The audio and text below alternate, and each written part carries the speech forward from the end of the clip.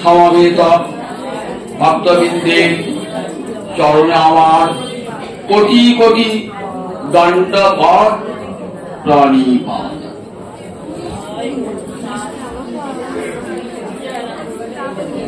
গীতা জয়ন্তী আজ অন্তিম দিবস। 18টি দিন পরমানন্দে আমাদের কাটল। আজ গীতা মায়ের দক্ষিণ চরণের উপাসনা। কেন বলুন দক্ষিণ চরণ?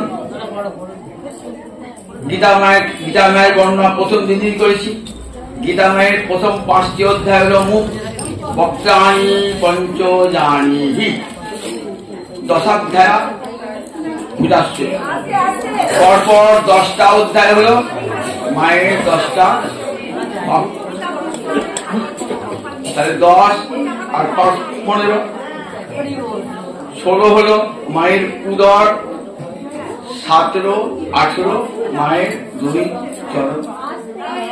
গতকাল প্রথম মায়ের বাম চরণ পূজা করতে, 17 অধ্যায় মায়ের বাম চরণের পূজা হয়েছে। আজ গীতা মায়ের দক্ষিণ চরণের উপাসনা। মা যাতে আমাদের সকলের প্রতি দক্ষিণ হন, প্রসন্ন হন। গীতা মা জন্ম বছরের পর বছর যাতে এমনি করে গীতা জয়ন্তী উৎসব পালন করতে পারি। আমাদের সকলের মন যেন গীতাবেদী চরণে নিযুক্ত থাকে, এই প্রার্থনা করে আজ পাঠটি শুরু করব। আপনাদের অনেকের কষ্ট হচ্ছে, বসার অনেকে জায়গা পান না, তার জন্য আমাদের নিজেদের একটা অপরাধ বোধ হচ্ছে। শুনতে এসেছেন গীতা, অত শোনবার বসার জায়গা পাচ্ছেন না, শুনতে পাচ্ছেন না। আমাদের এই চিন্তাটা মাথায় থাকলো, আগামী দিন যদি করতে পারি তখন আর ব্যবস্থা করব। যারা ক্ষমা স্বীকার করে আমাদের ক্ষমা করুন। সবাই যদি আগাইতে পারেন না, ক্ষমা চাইছি সকলের কাছে। কিঞ্চিত গীতার কথা শ্রবণ করুন। ইয়ং ব্রহ্মা বরুণেন্দ্র রুদ্রমরুত শূন্যন্তি দিব্যৈ স্তবৈ বেদৈ সাঙ্গপদ উপনিষদৈ গায়ন্তি ইয়ং সামবা ধ্যানাবস্য তদ্গতেন পুরুষা যোগিন যস্যন্তং ন বিদুষুরাসুরগণা দেবায় তস্मै নমঃ। ইয়ং ব্রহ্মা বরুণেন্দ্র রুদ্রমরুত শূন্যন্তি দিব্যৈ স্তবৈ। ইয়ং মানে যাহাকে, শূন্যন্তি দিব্যৈ স্তবৈ, দিব্য স্তবের দ্বারা যার স্তুতি করেন। কারা কারা স্তুতি করেন? ব্রহ্মা, বরুণ, রুদ্র, ইন্দ্র, মরুত। স্বয়ং সৃষ্টিকর্তা ব্রহ্মা, বরুণ সমুদ্রের অধিপতি, জলাধিপতি বরুণ, ইয়ং ব্রহ্মা বরুণ, ইন্দ্র দেবরাজ ইন্দ্র, 49 বায়ু, 11 রুদ্র। এরা দিব্য স্তবে তাকে স্তব করে থাকেন। বেদৈ সাঙ্গপদ গায়ন্তি সামগা। সামগা মানে যারা সাম গান করেন, ঋক সাম যজু অথর্ব, এই সামটা বেদার গান। যারা সাম গান করেন কি করে না, বেদের অঙ্গ অর্থাৎ শিক্ষা, কল্প, ব্যাকরণ, নিরুক্ত, জ্যোতিষ, ছন্দ 6টা অঙ্গ এবং পদক্রম অর্থাৎ বেদের অনেক পাঠ আছে তো, সংহিতা পাঠ, পদপাঠ, সেই বেদের পদক্রম মেনে উপনিষদের সঙ্গে সামগায়করা যার স্তুতি কীর্তন করেন, ধ্যানে অবস্থিত দেহেতে যার কি করেন, ধ্যানাবস্থ অবস্থায় যারা যার চরণ স্মরণ করেন। যস্যান্তং ন বিদুষুরাসুরগণা, সুর এবং অসুরগণ যার অন্ত খুঁজে পান না, শেষ খুঁজে পান না, সেই গোবিন্দ চরণে কোটি কোটি মুখং করতি বাচালং পঙ্গুং লঙ্ঘয়তে গিরিং ইয়ৎকৃপাতমহংবন্দে পরমানন্দ মহাদেবং। মুখ বাচাল হয়ে যায়, পঙ্গু খোঁড়া ব্যক্তি গিরি লঙ্ঘন করে বিচক্ষায়। যিনি জগৎগুরু, সেই যার কৃপাতে সেই পরমানন্দময় মাধবকে নমস্কার, কোটি কোটি নমস্কার জানিয়ে গীতার সামান্য সংক্ষিপ্ত কথা শোনাচ্ছি। অষ্টাদশ অধ্যায়ের নাম হলো মোক্ষ যোগ। আরম্ভ হয়েছিল কি যোগ দিয়ে? অর্জুন বিষাদ যোগ। বিষাদ মানব জীবনে একটা প্রয়োজনীয় বস্তু।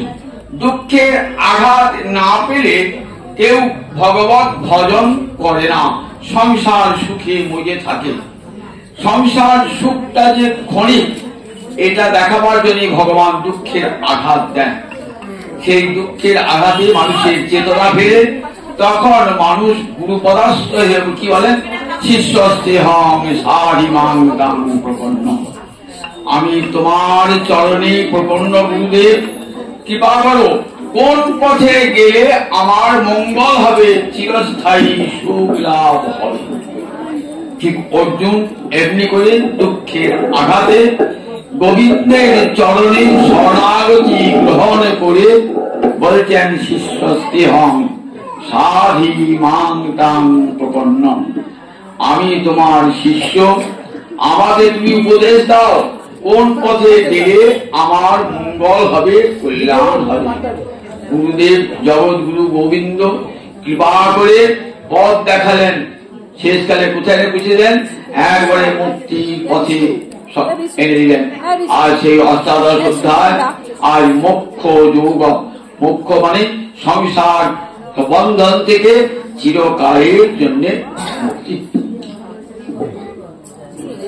অর্জুন ভগবানের কথা অনেক কথা শুনেছেন তো, কতবার ভগবান ত্যাগ এবং সন্ন্যাসের কথা বলেছেন।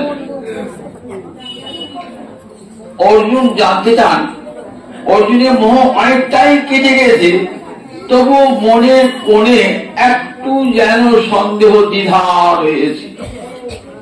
তাই বলছেন, তুমি তো কেশী নিষূদন। আপনারা জানেন ব্রজলীলায় একটা কেশী দৈত্য এসেছিল। কিসের রূপ ধরেছিল? ঘোড়ার রূপ ধরে এসেছিল কেশী দৈত্য। গোবিন্দ সেই কেশী দৈত্যকে বধ করেছেন। সেই জন্য গোবিন্দা কি নাম? কেশী নিষূদন। কেশী নিষূদন মানে হত্যা করে, বধ করা। তাই হে কেশী নিষূদন, আমার মনের কোণে একটা কেশী দৈত্য এসে হাজির হয়েছে সংশয়। তুমি এই সংশয়টা দূর করে দাও। এটা প্রশ্ন বটে, প্রশ্ন ঠিক নয়। আগে যেমন প্রশ্ন করে জোর ছিল, এই প্রশ্নটা সব সংশয় প্রায় কেটে গিয়েছে। ঠিক কথা। একাদশ অধ্যায়ে অর্জুন বলেছেন যে আমার মোহ দূর হয়ে গেছে, মোহ আমি বিগত মোহ। কিন্তু মোহ যেন কেটেও কাটছে না, একটু যেন সংশয় কেটে যাচ্ছে। বলছেন গোবিন্দ, হে জগৎগুরু, তুমি ত্যাগের কথাও বললে, আবার সন্ন্যাসের কথাও বললে। আমি ত্যাগ কি আর সন্ন্যাস কি বুঝতে পারছি না। আপনি সন্ন্যাস বললে আমাদের একটা কি ধারণায় বলুন দেখি? উপনিষদে যে নিবৃত্তি মার্গ আছে, সংসার ছেড়ে দিয়ে ভগবানের উপাসনার জন্য সন্ন্যাসের পথ অবলম্বন করা। স্মৃতিশাস্ত্রে তো আমরা দেখেছি, সেখানে 4টি আশ্রম: ব্রহ্মচর্য, গার্হস্থ্য, বানপ্রস্থ, সন্ন্যাস। জীবনের চতুর্থ ভাগে অর্থাৎ অন্তিম ভাগে সন্ন্যাস গ্রহণের বিধান আমাদের ভারতীয় শাস্ত্রে রয়েছে। সন্ন্যাস মানে সর্বকর্ম ত্যাগ। আবার ভগবান ত্যাগের কথাও বলছেন। তখন ভগবান বলছেন, প্রভু আমি তো বুঝতে পারছি না, ত্যাগী বা কি, সন্ন্যাসী বা কি। অর্জুন ভাবছে যে সন্ন্যাস কথা যুদ্ধ করতে বলছেন আমাকে, তাহলে তো সন্ন্যাসের পথ অবলম্বন করে সে যাকে মুখ যাবে, তারপর যুদ্ধ করতে বলছেন। ভগবান বলছেন, দেখো সন্ন্যাস হলো একটা মনের অবস্থা। দেখো, পোশাক পরলে, সন্ন্যাসীর পোশাক পরলে কেউ সন্ন্যাসী হয় না। মানস ত্যাগটাই সন্ন্যাসের সবচেয়ে বড় শ্রেষ্ঠ ধর্ম। মানস ত্যাগ, মনে মনে ত্যাগ। দেখো, তুমি কখনো কর্ম ত্যাগ করে জগতে কেউ থাকতে পারেন না, কর্ম ত্যাগ করে। আবার দেখো, যজ্ঞ, দান, তপস্যা, এইগুলো কখনো ত্যাগ করা যায় না, শাস্ত্রে করতে বলেছেন এইগুলো। আবার এই চারি বর্ণের এবং চারি আশ্রমের যে যে ধর্ম সেগুলো কিন্তু করতেই বলেছেন শাস্ত্র। যতদিন আমার চরণে মতি না আসছে ততদিন পর্যন্ত কিন্তু এই কর্মগুলো করতে হবে। কেমন ভাবে করবে? যজ্ঞ, দান, তপস্যা, ব্রত এগুলো কেমন করবে? বলে নিষ্কাম হয়ে ফলাশক্তি ত্যাগ করি।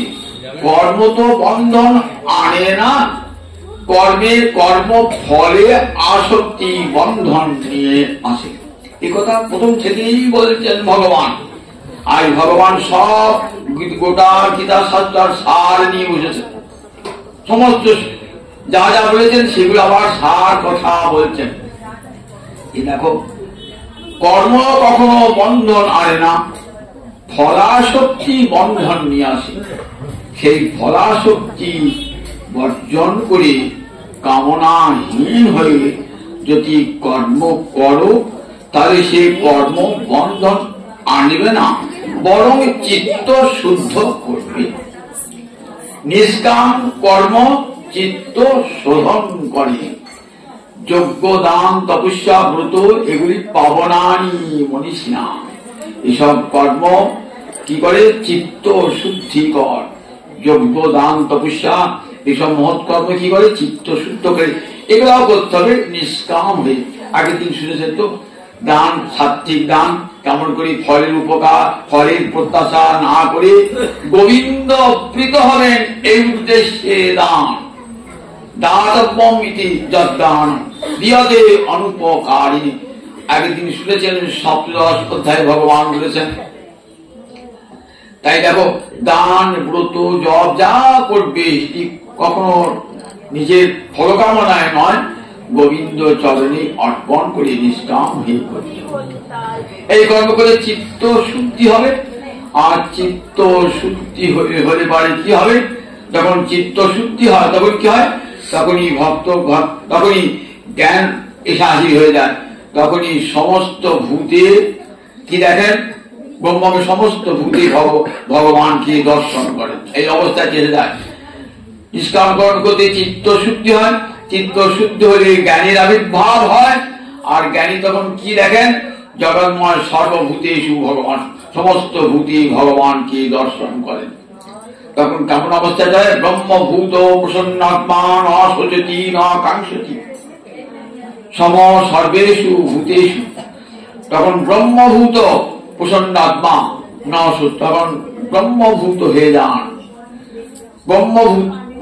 ব্রহ্মভূত প্রশান্ত, চিত্ত প্রশান্ত হয়ে যান। ব্রহ্মভূত প্রসন্নাত্মা। আর ন কাঙ্ক্ষতি ন শোচতি, কোন কিছুতে তার আকাঙ্ক্ষাও থাকে না। আর কোন জিনিস হারিয়ে গেছে, চলে গেছে, তার জন্য কোনো শোকও থাকে না। তখন কি হয়? সম সর্বেষু, সমস্ত ভূতে ভগবানকে দর্শন করেন। দেখো এই অবস্থায় কেমন এলো? এই নিষ্কাম কর্ম করতে করতে করতে করতে করতে চিত্ত যেই শুদ্ধ হয়ে গেল, চিত্ত শুদ্ধ হওয়ার সঙ্গে সঙ্গে দেখুন সর্বভূতে ভগবানকে ভগবত দর্শন হয়ে গেল, ব্রহ্মভূত অবস্থা প্রাপ্ত হল। কর্ম থেকে কর্ম ত্যাগ করে নয়, কর্ম করতে করতে করতে চিত্ত শুদ্ধ হবে। আর সেই শুদ্ধ চিত্তে পবিত্র জ্ঞানের উন্মেষ হবে। তারপর ব্রহ্মভূত প্রসন্নাত্মা ন শোচতি ন কাঙ্ক্ষতি, আর কোন শোক করেন না, আর কোনো কিছু আকাঙ্ক্ষাও করেন না। এই অবস্থাকে সাধকের আছে। কর্মকে গীতা জ্ঞান সাগরে বলেন। সমস্ত কর্ম জ্ঞানে গিয়ে সমাপ্ত হলো। এবার জ্ঞান গিয়ে ভক্তির সাগরে ডুববে। বললে দেখো ব্রহ্মভূত প্রসন্নাত্মা হয়তো এরপর কি অবস্থায় কি হবে না? বললেন আমার ভক্ত কেমন অবস্থায় আছে না? তখন কেমন অবস্থায় কি হয় না? মত ভক্তি ততমাং তত্ত্বত জ্ঞাত্বা বিশতে তদনন্তন। তখন ভক্ত কি করে? জ্ঞানী কি বলেন? তো বলেন তখন ধীরে ধীরে ধীরে ধীরে আমাকে তত্ত্ব জেনে আমার তত্ত্বে প্রবেশ করে। তাহলে কি লাভ করেন? বলেন পরাং ভক্তি। ব্রহ্মভূত হওয়ার পরে এইখানে কিন্তু গীতার শেষ নয়, ব্রাহ্মী স্থিতি কিন্তু গীতার শেষ কথা নয়। ব্রাহ্মী স্থিতির পরে রয়েছেন সম সর্বেষু ভূতেষু মদ ভক্তি লভতে পরাণ। সর্বভূতে সমহে কি করে? আমাদের পরাভক্তি লাভ করে। দেখেছেন তো, এই পরাভক্তির কথা শ্রীমদ ভাগবতে বিস্তার করে আছে, গীতা শুধু ইঙ্গিতটা দিয়ে দিলেন। পরাভক্তি সম সর্বেষু ভূতেষু তেষাং জ্ঞানী নিত্যযুক্ত এক ভক্তি বিশিষ্টতা আগে বলেছেন।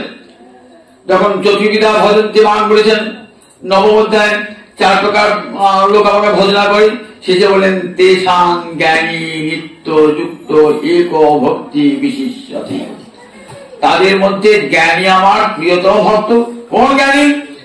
এক ভক্তি বিশিষ্টতি, একমাত্র গোবিন্দ চরণে সুরীর মরা সুধীরা ভক্তি। বাসুদেব সর্বমিতি, বাসুদেব গোবিন্দ সমস্ত জীবে আছেন, গোবিন্দ সর্বত্র আছেন, আকাশে বাতাসে অনলে অনিলে লতায় বৃক্ষে সর্বত্র ভগবান আছেন। এই জ্ঞান ভক্তের এসে যায়। তখন কি করেন ভক্ত? যাহা যাহা নেত্র করে তাহা কৃষ্ণ স্ফুরে, স্থাবর জঙ্গমে দেখে না দেখে তার মূর্তি, যাহা যাহা নেত্র করে তাহা কৃষ্ণ স্ফূর্তি। তখন সর্বং খলিদং ব্রহ্ম, সাধকের অন্তর তখন কেমন হয়ে যায়? কেমন যায়? সর্বভূতে ভগবানকে দর্শন করেন। দেখবেন শ্রীমদ ভাগবতী নবযোগীন্দ্র সংবাদে আছে, যখন কি দেখেন সর্বভূতে উত্তম ভক্ত সর্বভূতে ভগবানকে দর্শন করেন, আবার নিজের মধ্যে ভগবানকে দর্শন করেন, আবার নিজের হৃদয়ে যে ভগবান, সেই ভগবান অনন্ত কোটি জীবের মধ্যে রয়েছেন। এই অবস্থাটি লাভ হয়ে যায়। তেষাং জ্ঞানী নিত্যযুক্ত এক ভক্তি। এইবার ততমাং তত্ত্বত জ্ঞাত্বা ভক্তা মাং অভিজানাতি যাবান যস্যাপি তত্ত্বত। ভক্তা মাং অভিজানাতি, ভক্তি শব্দের তৃতীয়ার এক বচনে হলো ভক্তা, অর্থাৎ ভক্তির দ্বারা। এই ভক্তি এই যে তৃতীয়া বিভক্তি হলো, এটি করণের তৃতীয়া। করণের তৃতীয়া কেন করণকে বলছি? দেখবেন ব্যাকরণে পাণিনি বলেছেন যে সাধকতমং করণম, যেটি উত্তম সাধক সেটি হবে করণ। একটা উদাহরণ দিই। কাঠুরিয়া কুঠার দিয়ে গাছ কাটছে, তো তাহলে কুঠারটা কি আছে? বাঁট আছে, ফলা আছে, আবার যে কাটা হাত আছে, 3টে সাধক। 3টে না থাকলে তো গাছটা কাটা হবে না। হাতটাও থাকতে হবে, কুড়ুলের বাঁটটা থাকতে হবে, কুড়ুলের ফলাটা থাকতে হবে, তাহলে 3টি তো সাধক। কিন্তু আমরা কি বলি? কুঠারে ন বৃক্ষং ছিন্নতি, কুঠারটা দ্বিতীয় বিভক্তি লাগালাম, এটি সাধকতম বলি। সাধকতম অর্থাৎ যদি হাত থাকে, বাঁট থাকে, তো গাছটা কাটা হবে না যদি কুলের ফলাটা না থাকে। সেই ওইটা হলো তৃতীয়া বিভক্তি। বলেন তাই ভক্তিটা জ্ঞান কর্ম সমাজে ভক্তি যদি না থাকে সব ব্যর্থ হয়ে যায়। তাই ভক্তা মান অভিজানাতি, যত সাধন আছে সমস্ত সাধনের মধ্যে ভক্তি সাধন সর্বশ্রেষ্ঠ সাধন। সকল মনীষী উচ্চকণ্ঠে বলছেন যে ভক্তি সর্বশ্রেষ্ঠ সাধন। ভক্তি কখনো এবং ভক্তি থাকলে কর্ম এবং জ্ঞান দুটোই ভক্তির সঙ্গে থাকবে। গীতার মাঝখানে ভক্তি কর্ম কেন? দুপাশে, এক পাশে কর্ম, এক পাশে জ্ঞান। ভক্তি যেন মা কর্ম আর জ্ঞানকে হাত ধরে নিয়ে চলেছেন, গোবিন্দের কাছে নিয়ে চলেছেন। কাজে ভক্তি থাকলে একটা কর্ম এবং সেখানে জ্ঞান দেয়। ভক্তা মা অভিযান্তি বলেন কেন? শুধু জানাতি বলতে পারতেন তো। অভিমানে সর্বতোভাবে জানে আমি যে কত ভাবে অবতীর্ণ হই, কত প্রকার মৎস্য কুর্ম বরাহাদি রূপে অবতীর্ণ হয়েছি, কতবার আমার কত লীলা, আবার সমস্ত ভূতের মধ্যে আমি রয়েছি, এটা কে মানে জানে? একমাত্র ভক্তই জানে। দেখুন তার উদাহরণ প্রহ্লাদ। দেখুন প্রহ্লাদ, সর্বভূতে যে ভগবান আছেন এটা কে বলেছেন? প্রহ্লাদ দেখাচ্ছে। প্রহ্লাদ দেখছেন। দেখুন প্রহ্লাদ আগে কি বলেছি? দৈবাসুর সম্পদ বিয়োগে যে দৈবাসুর প্রথমে আছে অভয়ম, ভয়হীনতা। প্রহ্লাদকে যখন আমরা একটা সাপ থেকে ভয়ে কাঁপছি, আর প্রহ্লাদের শত শত কোটি কোটি সাপ, বিষধর সাপ ধরলেন যে বাবা, তার মাঝে প্রহ্লাদকে ছেড়েছে। প্রহ্লাদ ভয় আছে, প্রহ্লাদের ভয়। মাদের কারাগারে পুড়ে রেখেছে। মাকে বলছেন, কয়াদিকে বলছেন প্রহ্লাদের পিতা, যা ওকে বিষ খাইয়ে শুকা। অমন ছেলে ঘরের শত্রু, তাকে তখন রাখে বংশের শত্রু, তাকে বিষ খাইয়ে মেরে দাও।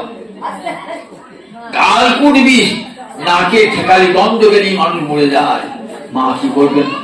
ভাবছেন রাজা, উগ্রচণ্ডা রাজা, এখন তো আমাকে পরিত্যাগ করবে, আমি রাজার কথা শুনি, এখন আমাকে পরিত্যাগ করবে, তার তো রানীর অভাব নাই। মা কি করবেন? সেই বিষের বাটি নিয়ে গিয়ে দিয়েছেন প্রহ্লাদকে। প্রহ্লাদ তো আনন্দে গ্রহণ করছেন, জানেন আমি বলছে, মা গো, আমি তো গোবিন্দকে তুলসী পাতা না দিয়ে কোনো কিছু খাই না, মাকে তুলসী পাতা এনে দাও। কয়েকদিন তুলসী পাতা এনে দিয়েছেন, সেই বিষের উপর তুলসী পাতা দিয়েছেন, দিয়ে গোবিন্দায় বলে গোবিন্দকে অর্পণ করেছেন। আর কি বিষ থাকে? বিষ অমৃত হয়ে গেছে, তুলসী পড়েছে, বিষ অমৃত হয়ে গেছে। দেখেছেন তো? তাহলে কেমন প্রহ্লাদ অবস্থা। প্রহ্লাদ বিষ দেখছেন না, অমৃত দেখছেন। দেখেছেন? প্রহ্লাদকে মারতে আসছে অসুরেরা, কি দেখছেন? আহা, গোবিন্দ আজকে অসুর মূর্তি ধারণ করেছে। সাপকে দেখছে, আহা, গোবিন্দ মহারাজ সর্বমূর্তি ধারণ করেছে। মর্ত হাতিয়ে দেখে, আহা, গোবিন্দ মহারাজ হস্তি মূর্তি ধারণ করেছে। আবার যখন মধু করে ধ্রুব যখন তপস্যা করছে না, তখন বলতে সাপ আসছে, জড়িয়ে ধরছি, তুমি আমার কমলোচনা হরি। সিংহ আসে, জড়িয়ে ধরছে, তুমি আমার কমলোচনা হরি। দেখেছেন? সর্বভূতি ভগবত দর্শন হচ্ছে সর্বভূতি। ওই ঠিক হতে কামড়ায় দেখে, ভালো কামড়ায় দেখে। দেখুন, সর্বভূতি কখন ভক্তের চূড়ান্ত অবস্থা কি হয়?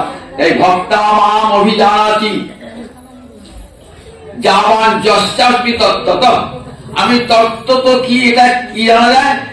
একমাত্র ভক্তিতে, জ্ঞানে নয়, যোগে নয়, কর্মে নয়, ভগবানকে সম্পূর্ণরূপে জানা যায়। সমগ্র তথাগি বলেছেন, সমগ্র আমাকে সমগ্র রূপে জানতে পারবে।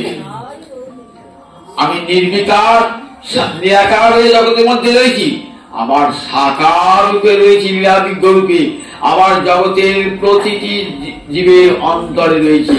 আমি আবার লীলাকর গতিতে কখনো মৎস্য, কূর্ম, বরাহ, কখনো বিভিন্ন রূপ ধারণ করে যাই। জগতের সকলের মধ্যেই আমি আছি। কারণ তোমরা যে অন্য দেবদেবীকে পূজা করছো, তারা যে ফল দেয়, সে ফলটা আমি দান করি। আমি জানতে দিই না, যাতে সেই দেবদেবীর প্রতি তাদের শ্রদ্ধা নষ্ট না হয়ে যায়। দেখেছেন তো? তাহলে জগতের সমস্ত বস্তু ভগবান আছে। যেমন ভাবি উপাসনা করুন না কেন, উপাসনাটা গোবিন্দের কাছে চলে যাবে। বৈশম্পায়ন যখন মহাভারত বলছেন জন্মেজয়ের কাছে, বলছে, জানো জন্মেজয়, আকাশাৎ পতিতং তোয়ং যথা গচ্ছতি সাগরং সর্বদেব নমস্কার গচ্ছতি কেশবং প্রতি। আকাশ থেকে এক ফোঁটা জল পড়লো, তো সেই জলটা কোথায় যাবে? দেখবেন আবার এক ফোঁটা জল, আবার এক ফোঁটা জল পড়তে পড়তে জলটা নালায় চলে গেল, নালা থেকে নদীতে, নদী থেকে একেবারে সমুদ্রে চলে গেল। তাহলে জলের গতি কোন দিকে? সমুদ্রের দিকে। দেখবি সর্বদেব নমস্কার, যে কোনো দেব দেবীকে প্রণাম জানান না কেন, সেই প্রণামটা গোবিন্দের কাছে ব্রহ্মা বরুণেন্দ্র রুদ্র সুন্দরী দিব্যৈস্তবী, যাকে সবাই প্রণাম জানাচ্ছেন, প্রণামটা যাও গোবিন্দের কাছে চলে প্রণাম।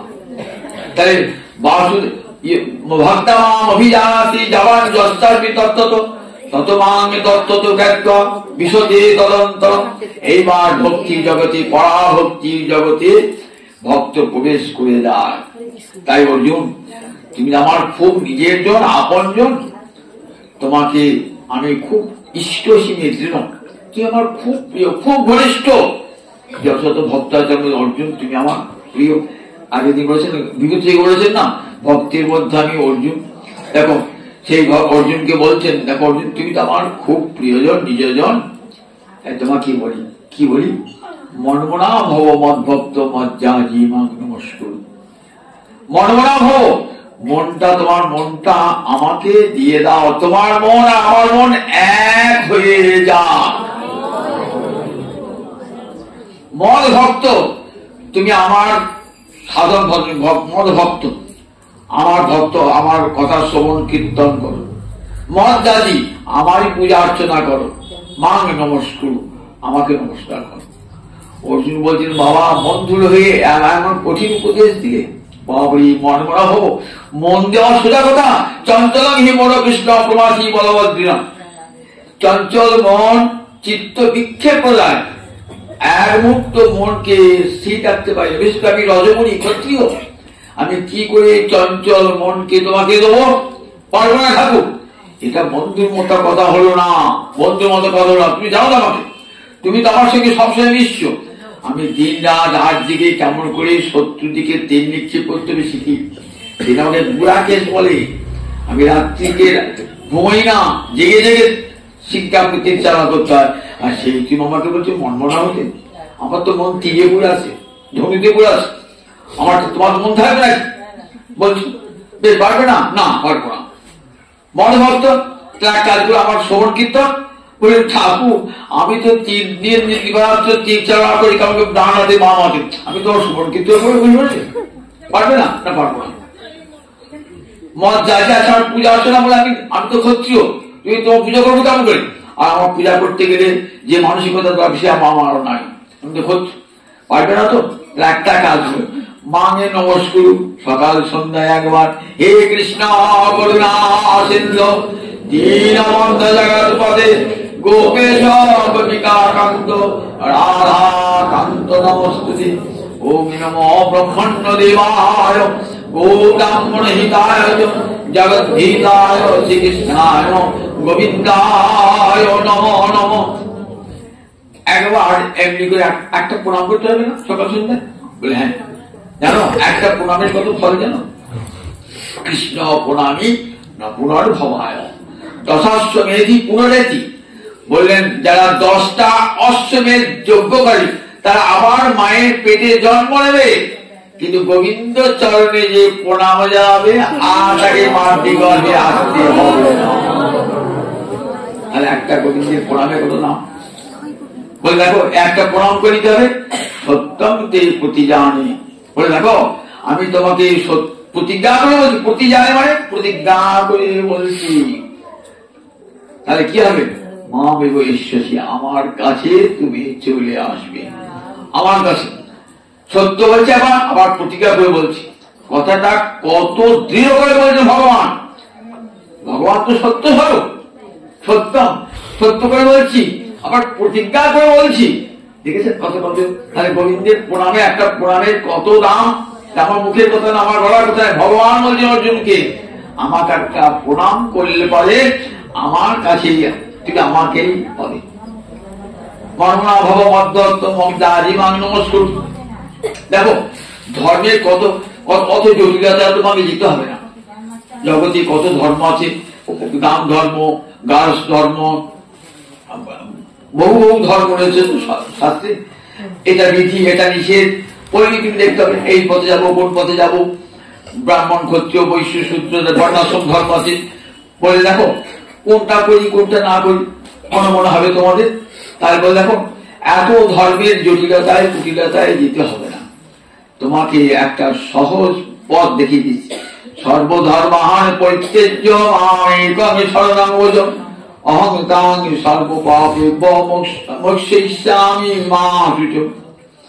সমস্ত ধর্ম পরিত্যাগ করে আমার চরণ কমলে আশ্রয় গ্রহণ কর। সর্বধর্মান পরিত্যজ্য, অর্থাৎ ধর্মের জটিলতা কুটিলতা যেতে হবে না। শাস্ত্র করলেই দেখবে অসংখ্য ধর্মের কথা বলা আছে। বর্ণ ধর্ম, আশ্রম ধর্ম, দান ধর্ম, সব কত ধর্মের কথা বলা আছে শাস্ত্র। বলে অত ধর্মের জটিলতায় যেতে হবে না। সর্বধর্মান পরিত্যজ্য মামেকং, গোবিন্দ চরণের সেবা করলে সব ধর্ম করা হয়ে যায়।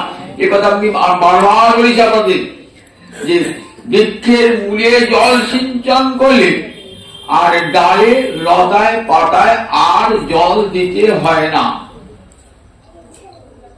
প্রাণবায়ুকে আহার দিলে আর কোন ইন্দ্রিয়কে আহার দিতে হয় না।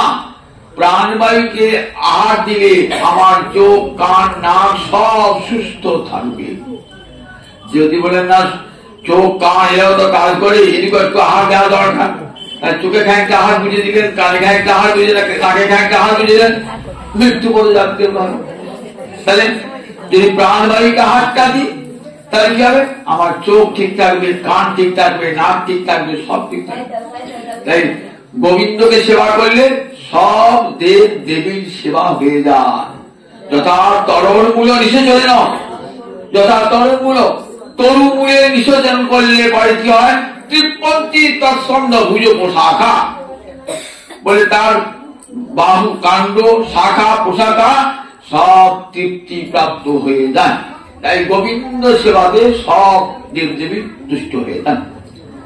আমরা যখন বিয়ে করিতেছিলেন দেন কি বলে বলি বলেন, তসমিন তুষ্টে জগৎ তুষ্ট বিনীতে বিনীত তথা, মানে ভালো বুঝতে দেখো, হে গোবিন্দ তুমি তুষ্ট হলে জগৎ তুষ্ট, তুমি প্রীত হলে জগৎ প্রীত। যখন বলবে না পুরোহিত মন্ত্র করবেন তখন এগুলি সব মানে বুঝবেন। দেখেছেন তো আপনি যখন কাজ আরম্ভ করছেন তখন কি করা যাচ্ছে আপনাকে? মাধব মাধব বাচি মাধব মাধব হৃদি সরন্তি সাধব সর্বে সর্ব কার্যেষু মাধব। আপনি ছেলে বিয়ে দেবেন, মেয়ে বিয়ে দেবেন, দুর্গা পুজো করবেন, কালী পুজো করবেন, প্রথমে পুজো দেবেন বলাবে মাধব মাধব বাচি মাধব মাধব হৃদি সরন্তি সাধব সর্বে সর্ব কার্যেষু মাধব। এই বিষ্ণু স্মরণ ছাড়া কোন মঙ্গলজনক শুভ কর্ম হয় না। হৃদয় মাধব, বাক্যে মাধব, সাধুরা সহজয় মাধবকে স্মরণ করেন। আপনি স্নান করুন না করুন, অপবিত্র পবিত্র বা সর্বাবস্থান গত ইবা ইয়াস্মরি পুণ্ডরিকাক্ষং সবাভ্যন্তর সূচি।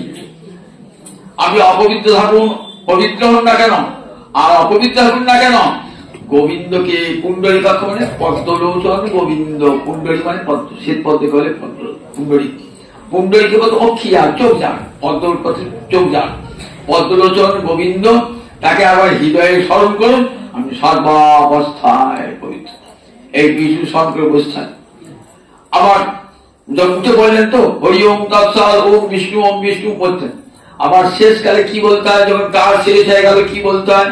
মন্ত্রহীনং ক্রিয়াহীনং ভক্তিহীনং জনার্দন যৎপীতং ময়া দেব পরিপূর্ণং তদস্মি যদক্ষরং পরিভ্রষ্টং মাত্রাহীনং চ যদ্ভবেৎ পূর্ণং ভবতু তৎসর্বং তৎপ্রসাদাৎ জনার্দন। হে জনার্দন, তার করুণায় সেটি পূর্ণ হয়ে যাক।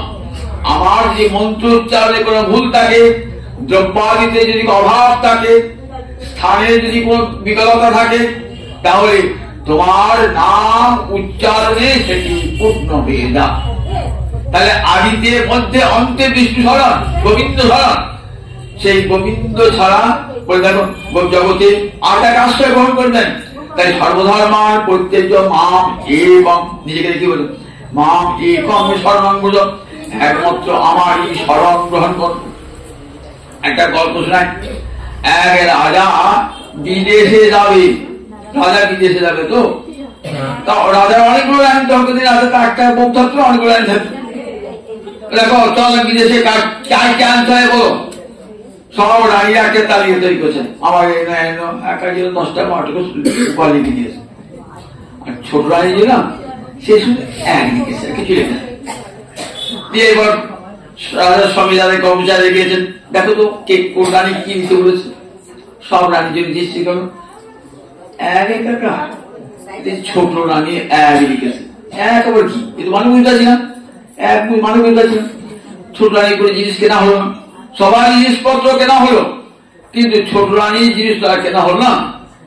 এবার ঘুরে এসে রাজা সবাই জিনিসপত্র দিয়ে ছোট রানী, আচ্ছা তোমার তো কিছু জানতে পারো, তুমি আপনার কাগজে এক, তারপরে আমি একটাই চাই, কি চাই না একমাত্র তোমাকেই চাই, আমি তোমার কাছে ধন দৌলত পেয়ে যাই, একমাত্র তোমাকে।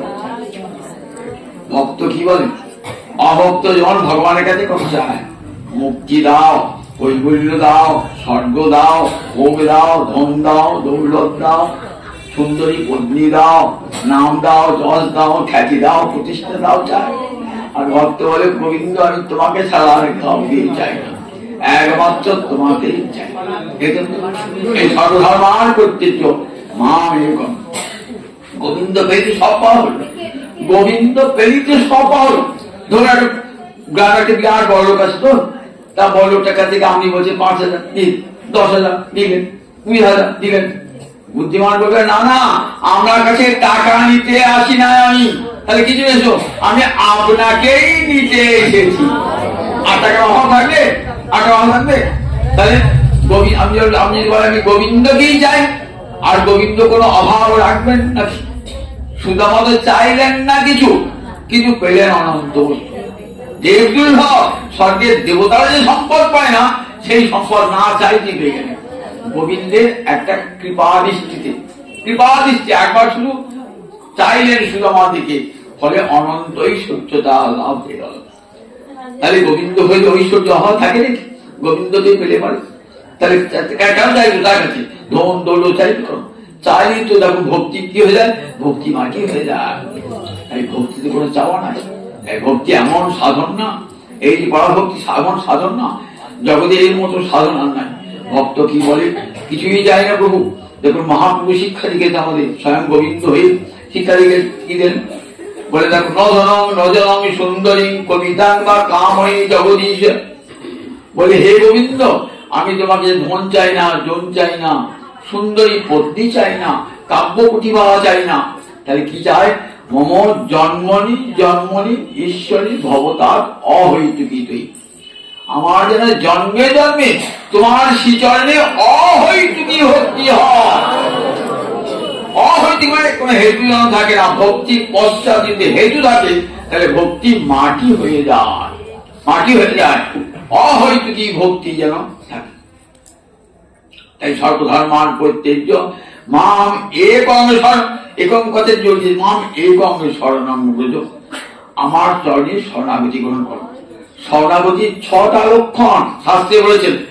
জ্ঞানী শরণ নেয় না, যোগী শরণ নেয় না। ভালো করে গান করে শুনুন, জগতে কোন জ্ঞানী ভগবানের চরণে শরণাগতি গ্রহণ করেন না, কোন কর্মী ভগবানের চরণে শরণাগতি গ্রহণ করেন না। কারণ তারা ভাবেন আমাদের সাধন সামর্থ্য আছে, আমরা সাধন সামর্থ্যে সংসার সমুদ্র পার হব, আমাদের শরণাগতির প্রয়োজন নাই। তাই কর্মী জ্ঞানী যোগী এরা কেউ শরণাগতি গ্রহণ করেন না, একমাত্র ভক্ত শরণাগতি গ্রহণ করেন। ভক্ত বলেন আমার সাধন নাই, ভজন নাই প্রভু, আমি সাধন ভজন কিছুই করতে পারব না প্রভু, আমি তোমার চরণে পড়ে রইলাম। এই যে পড়ে রইলাম মুখে বললে হবে না, তার 6টা লক্ষণ দিয়েছেন। আনুকূল্যস্য সংকল্প, প্রাতিকূল্যস্য বিবর্জনম, রক্ষী সত্যি বিশ্বাস ও ভক্তিত্বে বর্ণং তথা আত্ম অনিক্ষেপ কার্পণ্যে সর্বিধা শরণাগতি। শরণাগতির 6টা লক্ষণ কি কি? আনুকূল্যস্য সংকল্প, যাতে গোবিন্দ প্রীত হন এই কাজ আমি করব, এটি প্রতিজ্ঞা। তাকে যদি আমার ছেলেকে ত্যাগ করতে হয় তাও করবো, আমার স্ত্রীকে ত্যাগ করতে হয় তাও করবো, যদি আমার কৃষ্ণ ভজনে বিরোধিতা করে, প্রতিকূল আচরণ করে। প্রাতিকূল্যস্য বিবর্জনম। অঙ্গ রাজা নিজের ছেলেকে বলছেন, যে ছেলে কৃষ্ণ হয়ে যায় না, নিজের স্ত্রীকে ত্যাগ করলেন। যে স্ত্রী কৃষ্ণ হয়ে করতে দেয় না, বেন, তার অঙ্গরাজের পুত্রের নাম বেন, অত্যাচারী ছেলে। দেখুন সন্তানের প্রতি কত বাবা মায়ের কত মমতা থাকে, সন্তানকে ত্যাগ করতে পারে। আবার নিজের স্ত্রী সুনিতা তাকে ত্যাগ করলেন না, এদের থাকিয়ে পরে আমার কোনদিন কৃষ্ণ ভজন হবে না, গোবিন্দ তোমাকে তো মন দিতে পারছি না, সংসার ছেড়ে চলে গেলেন। সংসার ছেড়ে চলে গেলেন, নির্জন বনে গিয়ে হরি আরাধনা করছে। রাজর্ষি ভরত দেখুন তার স্ত্রী পুত্র কিন্তু অনুগতা, তাদের এদের থাকলে রাজ্য থাকলে আমার কৃষ্ণ ভজন হবে না, সর্বস্ব পরিত্যাগ করে চলে গেলেন, সর্বস্ব পরিত্যাগ করে। আনুকূল্যস্য সংকল্প, প্রাতিকূল্যস্য বিবর্জনম। প্রতিকূল গোবিন্দ ভজনে তাকে আমি সর্বতভাবে পরিত্যাগ করবো, বিবর্জনম, বিশেষভাবে বর্জন করব। রক্ষী সত্যি বিশ্বাস, গোবিন্দ রক্ষা করবেন এই বিশ্বাস অন্তরে দৃঢ়। এক মুহূর্ত তার যে গোবিন্দের স্মরণ গ্রহণ করেছে তো এমন নির্ভরতা যে গোবিন্দ চরণে মন সরে আসে না। আমরা যখন বিপদে পড়ি তখন কি করি? চারদিকে ছুটি করি, ও অমুক নেতাকে ধরতে হবে, অমুক জায়গায় যেতে হবে, অমুক টাকা খরচ করতে হবে, অমুক করতে হবে। এর কাজে আবার কোনো মন্ত্রীকে হত্যা রিপোর্ট থাকলাম, আবার কোন সাধুভাবে যদি বা একটা কবিতে কবর দাও না, একটা পাথর দাও না, বিভ্রান্ত ছুটি ছুটি বেড়ায়। ভক্ত বলে কেন কার কাজ যাও? যে গোবিন্দ চরণে বিপদ ভঞ্জন, সেই গোবিন্দের চরণেই পড়ে থাকবো। তিনি রক্ষা করতে রক্ষা করবেন, মারতে তিনি মারবেন। গোবিন্দ চরণ ছিল তার। মহারাজ যুধিষ্ঠির কোথাও গেছিলেন, গোবিন্দ চরণে সমস্ত মনটা রেখে দিয়েছেন। এক মুহূর্ত তার মন গোবিন্দ চরণ ছেড়ে কোথাও যায় না। কত বিপদে পড়েছে বন্ধু, আমরা সেরকম বিপদ পড়েছি। রাজার ছেলে রাজ সিংহাসনে বসতেন, সেখান থেকে তাড়িয়ে দিলেন। দেখেছেন কপট পাশা খেলা, যুধিষ্ঠির চলে গেল বনেতে। বনে গিয়ে কোথায় শুয়েছে? ঘাসের উপর শুয়ে আছে, ঘাসের উপরে বনের ফল মূল খাচ্ছেন। কোনদিন আহার জুটছে, কোনদিন জুটছে না। তার জন্য মনে কোনো ক্ষোভ ছিল? কোনো ক্ষোভ ছিল না। দ্রৌপদীকে বলছেন, দেখো গোবিন্দ যেমন রাখবেন তেমনি থাকতে হবে। তার ইচ্ছা ছিল আমাকে রাজ সিংহাসনে বসাতে বলেছিলাম, আবার তার ইচ্ছা আমাকে ফকির করবা, ফকির হয়েছে। গোবিন্দের ইচ্ছা ইচ্ছা দেখেছেন কেমন করে সমস্ত নিজের ইচ্ছায় গোবিন্দকে গোবিন্দ চরণে সমর্পণ করেছেন। কেমন শরণাগতি, এক মুহূর্ত মনটাকে গোবিন্দ চরণ থেকে সরিয়ে আনছেন না। তবেই তো যুধিষ্ঠির হরিদাস, যুধিষ্ঠির উদ্ধব, হরিদাস কে কি বলেছি? যুধিষ্ঠির, উদ্ধব আর কে? গিরিরাজ গোবর্ধন, মনে নাই? যুধিষ্ঠির, উদ্ধব আর গিরিরাজ গোবর্ধন, এই তিনজনকে হরিদাস বলা হয়। শ্রী হরির চিহ্নিত দাস। দেখেছেন তো, এরা সবসময় গোবিন্দ চরণ হৃদয়ে ধরে দিয়েছে। আর রশি সত্যি বিশ্বাস, শত বিপদে পড়ো এদের চিত্ত কখনো গোবিন্দ চরণে সরে না যায়। দেখুন ভাগবতে কুন্তির একটা স্তব আছে, কি অপূর্ব স্তব। কুন্তি বলছেন, পিসিমা আমি এবার চলে যাচ্ছি, তোমার ছেলেকে সিংহাসনে বসিয়ে দিলাম, আমার তো কাজ শেষ, এবার চলে। আর তোকে মা নিষ্কণ্ঠ রাজ্য করে দিয়েছি, আর কেউ কোনদিন শত্রুতা করবেন না। আমার রাজ্যে তোমাকে আমি তোমার ছেলেকে বসিয়েছি, তুমি তাই রাজার মা। আর রাজার মা, তোমার তো দুঃখ কি থাকলো না? মন্ত্রী কানতে কানতে কি বলছেন, বাবা এই রাজ্য আমার দরকার নাই, আমার ছেলেকে রাজা করতে হবে না, আমার ছেলে পথে পথেই ঘুরে বেড়াবে প্রভু। বিপদ ভঞ্জন, তুমি আমার কাজ ছেড়ে কোথাও যেও না। বিপদ সন্তু তা শাশ্বত তত্র তত্র জগৎগুলো, সেই বিপদে যেন আমার বারে আসে। যে বিপদে তোমার দেখা পাবো হরি, সেই বিপদে যেন আমার বারে আসে। যে বিপদে তোমার দেখা পাবো হরি, সেই বিপদে যেন আমার বারে আসে। জগতে সবাই সম্পদ চায় ভগবানের কাছে, আর মা কুন্তি বলছেন ওই বিপদ আসে। মা বিপদ চাইছো কেন মা?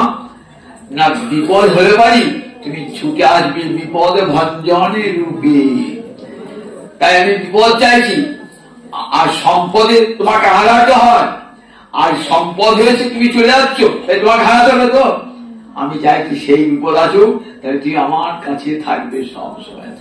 দেখেছেন তো ভক্তি কেমন প্রার্থনা।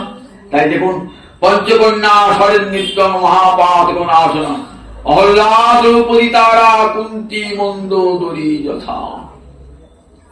বাড়ির পত্নী তারা স্বামীকে হত্যা করেছিল, তারপর রামচন্দ্র পিতার বিশুদ্ধিষ্ঠা করে তারা রামচন্দ্রের চরণে পড়ি প্রার্থনা। দেখেছেন আমার স্বামী তোমার সঙ্গে শত্রুতা করেছে, তার যেন উত্তম গতি লাভ হয়। তুমি পরব্রহ্ম শ্রী হরি তোমাকে কি চিনতে পারেন না। দেখেছেন তো তারা মন্দোদরী তার স্বামীকে বধ করেছেন রামচন্দ্র, সে মন্দোদরী গিয়েছেন রামচন্দ্র প্রণাম করতে, না দেখেই বলছি ওই অবিধবে বিধবা না, সম্বোধন করতে অবিধবে। তা বলছেন ঠাকুর এ কি বললি, আমি তো বিধবা হয়ে গেছি, আমার স্বামী তো মরে গেছি। তা বলে আমার বাক্য মিথ্যা হয় না। রামচন্দ্র বলছেন তুমি চিরকাল সধবা থাকবে, যতক্ষণ পর্যন্ত চিতায় দেহটা পুড়ে শেষ যাচ্ছে ততক্ষণ ঠিক বিধবা হয় না। এই চিতা তোমার রাবণের চিতা জ্বলবে, তুমিও সদবা হয়ে থাকবে। সেই মন্দোদরী ভগবানকে কত ভালোবাসতেন, ভগবানকে রামচন্দ্রকে। তাই দেখুন ভগবানকে এরা ভালোবেসেছেন বলে এই পঞ্চকন্যাকে আমরা স্মরণ করি সকাল উঠে। পঞ্চকন্যা সরিনিত্য মহাপাত আসন্ন অহল্লাদ করিতারা কুন্তি মন্দোদরী কথা। তাই বললেন সর্বপাপেগম স্মরণ অহংকার সর্বপাপেভ্য মোক্ষ ঈশ্বর মহাসূচ। রক্ষিসত্রী বিশ্বাস গক্তিত্বে বরং কিছুই একমাত্র রক্ষাকর্তা, এই বিশ্বাস অন্তরে দিও। আর বললেন কি আত্মনিক্ষেপ কার্পণ্যে নিজেকে নিক্ষেপ করলেন গোবিন্দ চরণে। গুরু আমার ভালো মন্দের দায়িত্ব সব তোমার, তোমার চরণে আমি নিজেকে নিবেদন করলাম। মাঙ্গে মদিয়া অহংকারে, আমি আমার বলতে আমার কিছুই নাই, আমি সব তোমার চরণে সমর্পণ করলাম। তিল তুলসী সমর্পণ কইলুহিয়া জনমের মতো রাঙা পায়। রাধানী কি বলেছেন গোবিন্দকে? তিল তুলসী সমর্পণ কইলুহিয়া জনমের মতো রাঙা পায়। আমি সবে সপে দিলাম আমার ধৈর্য লজ্জা কুলমান, সবে সপে দিলাম ওই রাঙা চরণে, সবে সপে দিলাম। আত্মনিক্ষেপ সর্বপ্রকারে নিজেকে গোবিন্দ চরণে নিবেদন।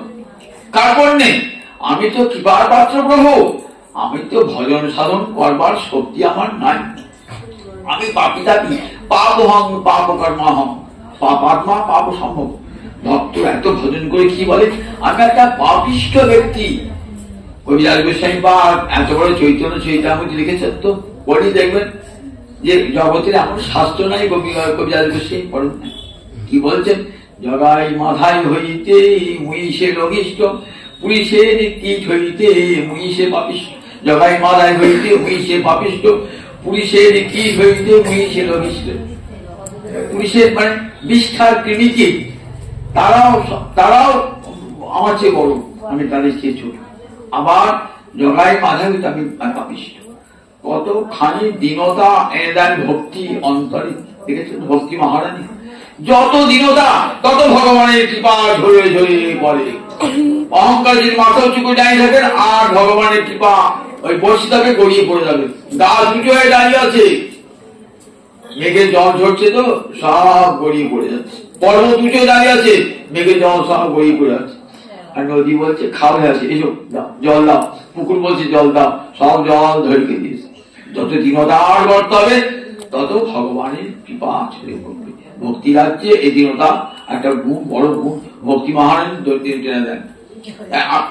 কার্পণ্য, আমি তোমার কৃপার পাত্র, আমি কি ভজন করতে পারি? আমি তো পাপিষ্ঠ ব্যক্তি, জন্মান্তর কত জন্ম জন্মান্তর কত পাপ করছি, এখনো করছি। প্রভু তুমি আমাকে ক্ষমা করো। এই শরণাগতির 6টা লক্ষণ বলে মাম এইকম শরণম ব্রজ, এইটি গীতার উপসংহার। দেখেছেন মহাসূচক শোক করো না। দেখো তুমি তো দেখো ব্রাহ্মণ ক্ষত্রিয় বৈশ্য শূদ্র, দেখো এরা গুণকর্মে প্রকৃতি 3টে গুণ সত্য রজ তোমার কাজ করে। সত্যগুণ কাজ করে তাদেরকে ব্রাহ্মণ বলা হয়, রজগুণ যাদেরকে কাজ করে তাদেরকে ক্ষত্রিয় বলা হয়, তমগুণ তার কাজ করে শূদ্র বলা হয়। এবং এই গুণ অনুসারে কি হয় না জাতিভেদ আমরা বর্ণভেদ জাতিভেদ বর্ণভেদ সৃষ্টি করেছে। কিরকম? যদি সম দম শৌচ আর্য সমদম আর্য খান্তি আর্য বিজ্ঞান আস্তিক্য এইসব বোধগুলি থাকে না, ব্রাহ্মণ বলা হয়। যে যার মধ্যে সমগুণ অর্থাৎ অন্তরিন্দ্রিয় সংযম, যার মধ্যে দমগুণ যা অর্থাৎ বহিরিন্দ্রিয় সংযম যার মধ্যে আছে, যার দান ধর্ম আছে, যার তপস্যা আছে, যার ক্ষমা করার গুণ আছে, অন্তর সরল অন্তর, যার জ্ঞান শাস্ত্র জ্ঞান আছে, বিজ্ঞান অনুভূতি আছে, আবার আস্তিক্যম শাস্ত্রে বিশ্বাস আছে, তাকে আমরা ব্রাহ্মণ বলি। সেই ব্রাহ্মণ তো ভূমির দেবতা। এইতে যদি অন্য কারো থাকে, যদি ব্রাহ্মণ ক্ষত্রিয় মধ্যে থাকে সেও ব্রাহ্মণ হবে, যদি শূদ্রের মধ্যে থাকে সেও ব্রাহ্মণ হবে। স্বাস্থ্যকর্ম শাস্ত্র নিরপেক্ষ, অনেকে বা শাস্ত্র ভবন চুকুরকে না গো, ব্রাহ্মণ সবাই হতে পারে, যদি এই গুণগুলো থাকে তাহলেই সেই ব্রাহ্মণ হবে। সম দম শৌচ তপ খান্তি আর্য বিজ্ঞান বিজ্ঞান আস্তিক্য, এগুলো যার মধ্যে থাকে সেই ব্রাহ্মণ হবে। দেখে হরিদাস তো জবন ছিল, আর মহাপ্রভু বলছেন হরিদাসকে, হরিদাস আমি তোমাকে স্পর্শ করি কেন জানো? আমি নিজে পবিত্র হব বলি, নিজে পবিত্র হব বলি। দেখেছেন তো, জড়িয়ে ধরতেন মহাপ্রভু হরিদাস ঠাকুরকে, দেখেছেন? তাকে জবন বলে দূরে সরিয়ে দেন না। সমদম তপ শৌচ। আবার ক্ষত্রিয় ধর্ম কি না, ক্ষত্রিয় ধর্ম হল যুদ্ধ করা, যুদ্ধ করা ক্ষত্রিয় ধর্ম। ক্ষত্রিয় খত থেকে মুক্তি দান করে। সমাজে অশান্তি বিশৃঙ্খলা হচ্ছে, সমাজ বিরোধী তাদেরকে হত্যা করা, করে রাজ্যে শান্তি প্রতিষ্ঠা করা, তাদেরকে দমন করা, এর তো ক্ষত্রিয় কাজ। তুমি যদি সেই ধর্ম থেকে চ্যুত হও তাহলে তোমার পাপ হবে অর্জুন, তাহলে তোমার পাপ হবে, তোমার পাপ হবে। তাহলে ক্ষত্রিয় যে ধর্ম ক্ষতাত্মা হতে রাজ্যের শৃঙ্খলা রক্ষার জন্য তাকে দাঁড়া করতেন, ক্ষত্রিয় তার করতেন। বৈশ্য কাজ কি? কৃষি গোরক্ষা বাণিজ্য, এগুলি বৈশ্যের কাজ। কৃষিকার্য করা, একটা সমাজ চালাতে গেলে এই চারটি চাই, কিন্তু ব্রাহ্মণ ক্ষত্রিয় বৈশ্য শূদ্র সব দেশে আছে, এবং তাদের নাম ভিন্ন ভিন্ন। একটা সম্প্রদায় থাকবে যারা কি এই লেখাপড়া নিয়ে থাকবে, যার যোগ্য নিয়ে থাকবে, শাস্ত্র জ্ঞান নিয়ে থাকবে, সাত্বিক গুণ হবে, তাদেরকে আমরা ব্রাহ্মণ বলবো। আবার যারা ধরুন রাজনীতি করে তাদেরকে কি বলবো? তাদেরকে ক্ষত্রিয় বলবো। সে ব্রাহ্মণ যদি ব্রাহ্মণেশ্বরী রাজনীতি করে সে ব্রাহ্মণ নয়, সে ক্ষত্রিয় হবে। আবার বৈশ্য তাদেরকে বলবো, যারা কৃষিকার্য করবে, পশুপালন করবে, যারা অর্থনীতি দেখবে তাদেরকে বৈশ্য বলবে। আর একটা শ্রেণী থাকবে যারা কি করবে না, কায়িক পরিশ্রম দেবে, এই রাস্তাঘাট বড় বড় সেতু তৈরি হইতে করে কায়িক পরিশ্রম না দেবে। একটা সমাজে কেউ ছোট বড় না, সবার কর্মই ভগবানের সেবা। এই চারটে বর্ণ সমাজে থাকবে, সব সমাজে এই চারটে বর্ণ আছে। এই যে বর্ণ ধর্ম, এটাকে কেউ ত্যাগ করতে পারে না। এটা দেখো নিয়ত কর্ম, তো শাস্ত্রে নিয়ত কর্ম। তুমি যদি তোমার কর্ম যুদ্ধ কর্ম, তুমি যদি সেই যুদ্ধ কর্ম চলে যাও তাহলে পাপ হবে তোমার, তুমি স্বর্গ পাবে না। দেখো তোমাকে লোকে নিন্দা করে, আগে বলেছে নিন্দা করবে, তুমি কর্ম করো। কি মনে রেখে দিও যে কর্মটা তোমার নয়, কর্মটা আমার। আগে বলেছেন কর্মফলটা আমাকে অর্পণ করো, এখন বলে দেখো তুমি নিজেকেই আমাকে অর্পণ করে দাও, তাহলে তোমার কর্মটা আমার কর্মই হবে, আমার কর্ম হয়ে যাবে, ভগবানেরই কর্ম হয়ে গেল, আমার নির্দেশ তুমি কর্ম করবে। তাহলে এখন আর কর্মফল ত্যাগ না, কর্মফল ত্যাগ, কর্ম অর্পণ, এবং শেষকালে যে কর্ম করবে সে নিজেকেই গোবিন্দ চরণে অর্পণ করবে। দেখছেন গীতা কেমন ধাপে ধাপে ধাপে ধাপে কেমন শিক্ষা সব শেষে বলছেন দেখো এই গীতা জ্ঞান পাওয়ার অধিকারী কারা? বলে কাকে কাকে দেবে না? আগে অনধিকারী, কাদিকে দেবে না?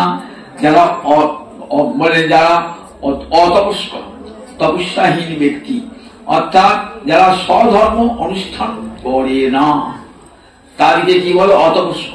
যারা নিজে নিজে আপন আপন ধর্ম, আমি যে গৃহী ব্যক্তি, গৃহস্থের ধর্মকে পালন করতে হবে। আপনি যদি ব্রহ্মচারী হন, আপনাকে ব্রহ্মচর্য ধর্ম পালন করতে হবে, সন্ন্যাস হন সন্ন্যাসরম করতে হবে। আপনি যদি ব্রাহ্মণ হন ব্রাহ্মণ ধর্ম পালন করতে হবে। তাহলে আপন আপন আশ্রম ধর্ম বর্ণ ধর্ম যে পালন করে না সে অতপস্ক, তাকে আমার কথা শোনাবে না।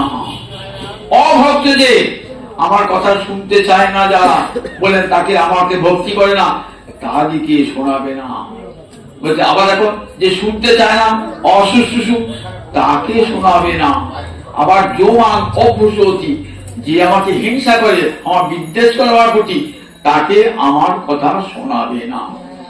যে ভগবান কি মানে না, তাকে আমার কথা শোনাবে না। কাকে শোনাবে? আমার কথা ভক্তজনকে শোনাবে। আমাকে যারা ভালোবাসে তাদের কাছে শোনাবে।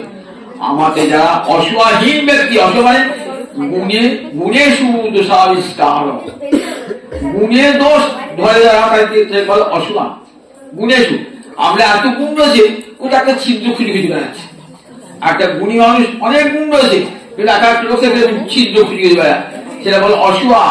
যাদের মধ্যে অসুয়া আছে বলে দেখো যারা আমাদের ভক্তি নাই তাদেরকে গীতা শোনাবে না, যারা অসুয়া নাই যাদের মধ্যে তাকে আমার গীতার কথা সব শেষে বলছেন দেখো দেখো এই গীতা যারা যে পাঠ করে বলে তার প্রতি আমি প্রীত হই, আবার এই গীতা যারা বসে বসে শ্রবণ করে তার প্রতি আমি প্রীত হই। যত গীতা বিচারস্য পঠনং পাঠনং শ্রুতং, সেখানে যেখানে গীতা পাঠ হয় গীতার বিচার হয় সেখানে কে থাকে? ওই তত্ত্ব ভগবান শ্রীকৃষ্ণ রাধা সহ বিরাজতি। ভগবান শ্রীকৃষ্ণ সেখানে রাধা রানীর সঙ্গে উপস্থিত হয়ে যান। গোপাল বালকৃষ্ণ বলেন, গোপাল আছেন, বলেন কৃষ্ণ আছেন, এবং ধ্রুব নারদ প্রহ্লাদ সব এসে উপস্থিত হয়ে যান। তারা এসে যেখানে গীতা পাঠ হচ্ছে, গীতা আলোচনা হচ্ছে, এবং গীতা মা কত মহিমা যুক্ত গীতা মা, গীতা ভগবানের মুখ নিশ্চিত মানিত গীতার মহামহিমা এই গীতা। বলেন দেখো বলছে সঞ্জয় বলছে ব্যাসদেব আমার কি কত করুণা করেছেন, তারই করুণায় আমি শ্রীকৃষ্ণের মুখ নিশ্চিত এই গীতার উপদেশ আমি শ্রবণ করেছি। তাই আমি শোনালাম, যতবার মনে মনে স্মরণ করছি যে ভগবান শ্রীকৃষ্ণ জ্ঞান মুদ্রা ধারণ করে রথের উপর থেকে কি করছেন, তত্র বেত্রকে পাওয়া, এক হাতে লাগাম আর বেত্র নিয়ে অপর হাতে জ্ঞান মুদ্রা ধারণ করে অর্জুনকে উপদেশ দান করছেন। এই জন্য আমার স্মৃতিমঠ আসছে না, আমি এত আনন্দ হচ্ছি আর মুহূর্ত বিস্মিত হয়ে যাচ্ছি। বলছেন শোনো, শেষ বাক্য বলেন, যেখানে কি আছে, যেখানে ভগবান শ্রীকৃষ্ণ আছেন, যেখানে ধনুর্ধর অর্জুন আছেন, ভগবত ভক্ত আছেন, সেখানে শ্রী, সেখানে বিজয়, সেখানে ভূতি, সেখানে ধ্রুবানীতি। যত্র ধর্ম যত্র শ্রীকৃষ্ণ তত্র ধর্ম। বলেন যেখানে ভগবান আছেন সেখানে শ্রী, যেখানে গোবিন্দ সেবা আছে সেখানে লক্ষ্মী দেবী সেখানেই অবস্থান করেন। লক্ষ্মী তো চঞ্চলা, তাহলে আমরা বলি লক্ষ্মী চঞ্চলা। লক্ষ্মী কোথায় চঞ্চলা হয় না? যে কৃষ্ণ সেবা করুন লক্ষ্মী স্থিরা হয়ে যায়, সে হাট আপনার সে বাড়ি থেকে। যেখানে কৃষ্ণ সেবা হয় তো লক্ষ্মী স্থিরা হয়ে যায়, সেখানে চঞ্চল হয়। লক্ষ্মী একটা অপবাদ আছে, লক্ষ্মী চঞ্চলা, বিপশ্রহী চঞ্চলা। কিন্তু চঞ্চল হন কখন? ঠিক কৃষ্ণের কাছে চঞ্চল হবেন না, গোবিন্দ তার পতিত পতির বামে সব সময় স্থির হয়ে রয়েছে। তারপরে সত্যশ্রী বলেন, সেখানে ভূতি, সমস্ত অভ্যুদয় যা কিছু জাগতিক উন্নতি বলুন, পার্থিব অপার্থিব উন্নতি বলুন, সব তার সমস্ত অভ্যুদয় তার। আবার বিজয়, সমস্ত কাজে জয়লাভ কার হবে? বলেন যেখানে কৃষ্ণ আছেন, যেখানে ভক্ত আছেন, অর্জুন আছেন, সমস্ত কার্যে তার বিজয় হবে। আবার ধ্রুবানীতি, যে নীতি দ্বারা জগৎ সংসার দাঁড়িয়ে আছে, যে সত্য ধর্ম নেয় এই সংসার দাঁড়িয়ে আছে, বলেন যেখানে গোবিন্দ আছেন, যেখানে অর্জুন আছেন, সেখানে সত্য ধর্ম ন্যায় ধ্রুবানীতি সেখানে বিদ্যমান রয়েছে। বলেন দেখো, তাই সঞ্জয়ের শেষ বাক্য, যেখানে গোবিন্দ আছেন, যেখানে গোবিন্দ ভক্ত অর্জুন আছেন, সেখানে আছে শ্রী, সেখানে আছে ভূতি, সেখানে আছে বিজয়, সেখানে আছে ধ্রুবানীতি। এমনি করি গীতার 18টি অধ্যায় সম্পূর্ণ করি। সঞ্জয় সবাইকে শোনালেন, দেখো দেখো গীতা এমনই মহামহিমা যুক্ত। গীতার আরাধনাতে, গীতার পঠন পাঠনে দেখুন মানুষ পরম কল্যাণ লাভ করে। যে কল্যাণ লাভ করলে পরে সংসার বন্ধন থেকে চিরকালের মুক্তি লাভ হয়ে যায়। তাই অধ্যায়টির নাম মুখ্য যোগ। আর মাতৃ গর্ভে আসতে হবে না, শুধু তাই না, মুক্তির উপরও রাধা গোবিন্দ চরণে প্রেম ভক্তি লাভ করি, প্রেম সেবা করি, জীবন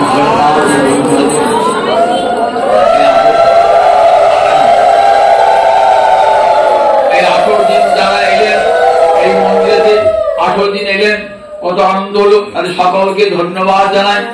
এমনি করে আমরা আমাদেরকে সহযোগিতা করুন যাতে প্রতি বছর এমনি করে গীতা জয়ন্তী পালন করতে পারি। আমি গীতা জয়ন্তী আরম্ভ করেছিলাম লালার বাড়িতে 3 দিন করে গীতা জয়ন্তী, কবে আজ 30-40 বছর আগে থেকে আরম্ভ করেছিলাম। সেই যে এত বড় আকার ধারণ করেছে, আরো বড় আকার ধারণ করুক আমরা এই প্রার্থনা করি। এবং সবার সহযোগিতা ছাড়া তো হবে না। আপনি সবাই বাড়ি বাড়ি প্রত্যেকে গীতা পড়ুন, সবাইকে গীতা পড়তে উপদেশ দান করুন। কিছুই না পড়াবা, একটু করে গীতা একটা করে শ্লোক প্রতিদিন পড়ো। যদি সংসারের কল্যাণ চাও, মঙ্গল চাও, তাহলে পর্যন্ত একটা করে একটা করে শ্লোক গীতা পড়ো, জীবনে পরম কল্যাণ পরম মঙ্গল লাভ হবে। গীতা বাড়িতে রাখলে সেখানে ভগবান সব জায়গায় ভগবান শ্রীহরি সব সবাই পেয়েছেন। এমন একটা গীতা জগৎমান্য গ্রন্থ, বিশ্ববন্দিত। আর শুধু ভারতবর্ষে নয়, ভারতবর্ষের বাইরে সব দেশে গীতা পঠিত হচ্ছে। বলে গীতার মধ্যে কোন সাম্প্রদায়িকতা নাই, কোন বিশেষ ধর্মের কথা নাই, মানব ধর্মের কথা।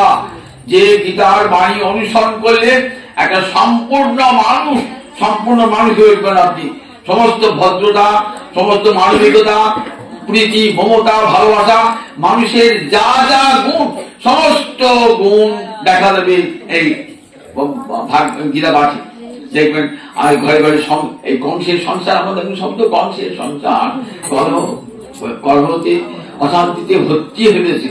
বলে এই কলহ অশান্তি এই যদি দূর করিলে দোষ দাপট দূর করতে হয়, তাহলে প্রত্যেকদিন গীতা পাঠ, গীতা কর্তব্য কি অন্যায় শাস্ত্র বিশ্বের ইয়া অসাং পদ্মনা অবশ্য মুখপদ্ম বিনিশ্চিত।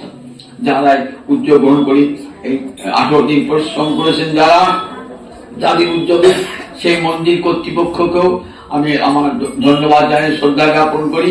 আবার তারা যে দিয়েছেন মন্দিরটা, আবার যারা উদ্যোগ নিয়ে করেছেন তাদেরকেও ধন্যবাদ জানাই। তারা যেন তার দীর্ঘ জীবন লাভ করুক, গীতা মায়ের আশীর্বাদ লাভ করুক। আপনারা সবাই গীতার আশীর্বাদ, সর্বে সুখেন সন্তু, সর্বে সন্তু সর্বে ভদ্রাণী পশ্যন্তু মা কশ্চিৎ দুঃখমা।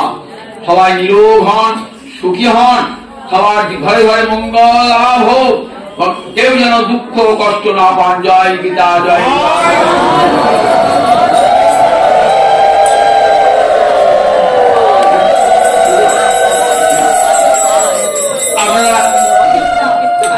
আর 5 দিন বসুন। আমার ছোট ছেলে পুরুলিয়ায় থাকে, তো ও এইসব খুব ভালোবাসে, কোন জায়গায় সব অনুষ্ঠান করে। ও তো আসতে পারেন ছোট ছেলে, তো ও একটা বক্তৃতা, ছোট্ট বক্তৃতা দিয়েছে, 5 মিনিট আপনারা শুন। আপনারা দেখেছেন তাকে এখানে মন্দিরও পাঠও করে, গৌরাঙ্গ মন্দিরও পাঠ করতে যায়। ও আমার এক সৈনিকৃষ্ণ, পুরুলিয়া সৈনিকৃষ্ণ শিক্ষক, সবসময় ছুটি পায় না, খুব উৎসাহ। কি বলে, বাবা আমি একটা বক্তৃতা দিয়ে পাঠাবো, তুই দেখাবে? হ্যাঁ পাঠা, কালকে রাত্রি বদলে আপনি একটু 5 মিনিট শুন, ছোট্ট একটা বক্তৃতা দিয়ে।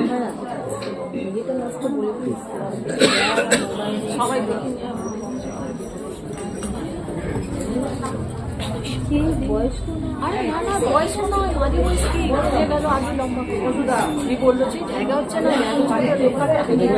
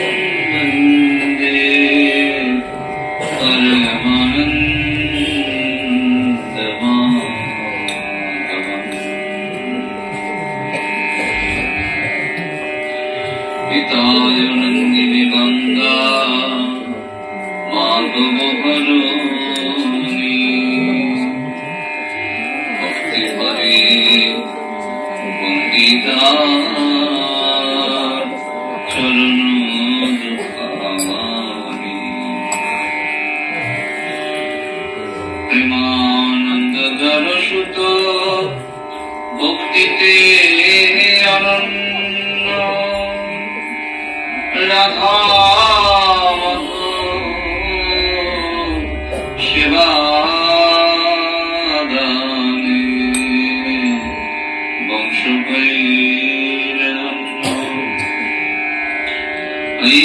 আছেন আর হবেন যত মহাপ্রভুর শিরে ধরি বন্দি চরণ দন্তে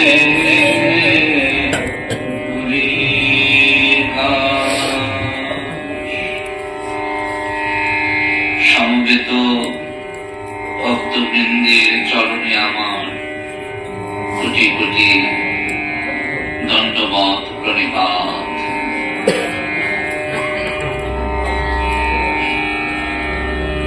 আজ শ্রী শ্রী গীতা জয়ন্তী যে মহোৎসব পালিত হচ্ছে দীর্ঘ 18 দিন ব্যাপী,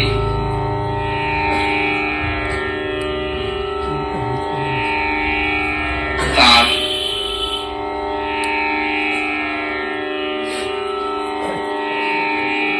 অন্তিম দিবস এবং 18তম অধ্যায়ের কথা সেবা অনুষ্ঠান, কথা সেবা যজ্ঞ